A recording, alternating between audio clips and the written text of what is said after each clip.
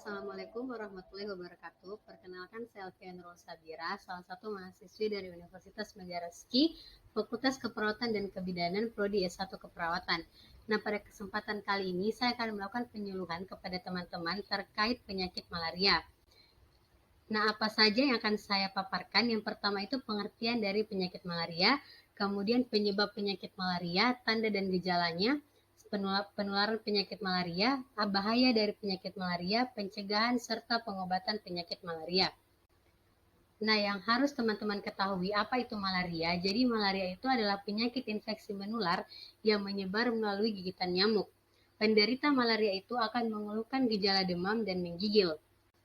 Kemudian, apa yang menyebabkan terjadinya malaria? Jadi yang menyebabkan terjadinya malaria itu adalah manusia itu dapat terkena malaria setelah digigit nyamuk yang terdapat parasit malaria di dalam tubuh nyamuk.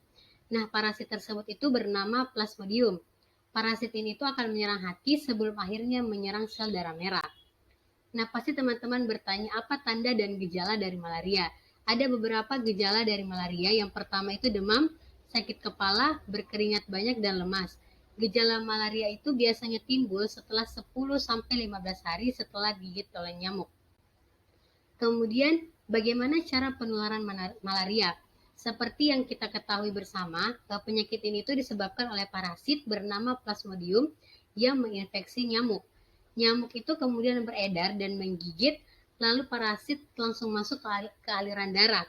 Hal ini mungkin terjadi karena lingkungan darah, karena lingkungan yang lembab atau banyak genangan air sehingga memungkinkan nyamuk untuk berkembang biak. Parasit ini juga mampu menular melalui jarum suntik yang tidak diganti. Nah, pasti teman-teman juga bertanya, apa bahaya dari malaria? Malaria itu penyakit yang apabila tidak ditangani dengan tepat akan menyebabkan komplikasi. Apa saja komplikasinya? Yaitu seperti anemia, gangguan organ tubuh seperti hati, ginjal, dan limpa, dan malaria pada otak. Karena parasit menghambat peredaran darah ke otak yang menyebabkan pembengkakan terjadi. Namun hal tersebut itu jarang terjadi.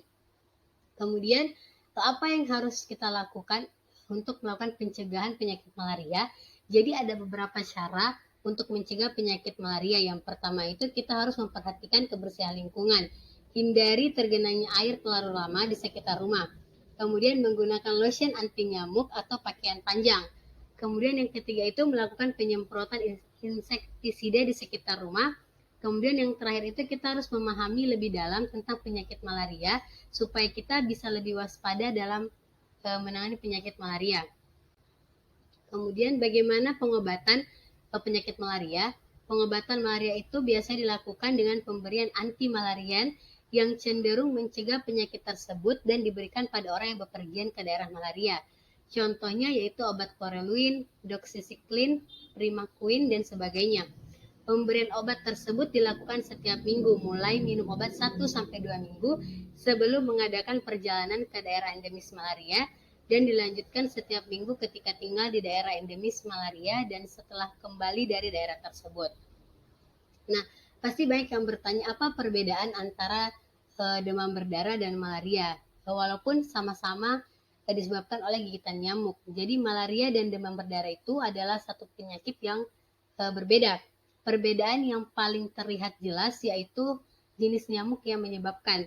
Malaria itu ditularkan oleh gigitan nyamuk Anopheles betina, sedangkan DBD itu ditularkan melalui gigitan nyamuk Aedes aegypti. Mungkin sekian penyuluhan dari saya terkait penyakit malaria. Lebih dan kurangnya mohon dimaafkan. Wassalamualaikum warahmatullahi wabarakatuh.